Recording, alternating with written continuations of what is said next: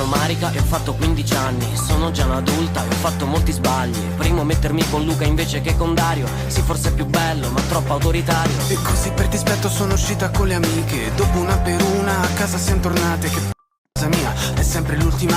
In fondo a quella via buia e torbida. E come non bastasse anche scoppiato il temporale, ho fatto anche lo shampoo stamattina. Perché da qualche tempo il mondo è un'agonia. Qualsiasi cosa faccia è sempre colpa mia. Fortuna che un signore mi ha offerto un passaggio. Non l'ho mai visto prima, però mi sembra saggio. La vita non è un film, cosa vuoi che mi succeda? E mentre penso questo all'improvviso cambia strada. Dammi la mano bambina e vieni nel bosco. No che non sono un estraneo, io ti conosco. Vengo dal tuo stesso posto. Nel mio silenzio il ricordo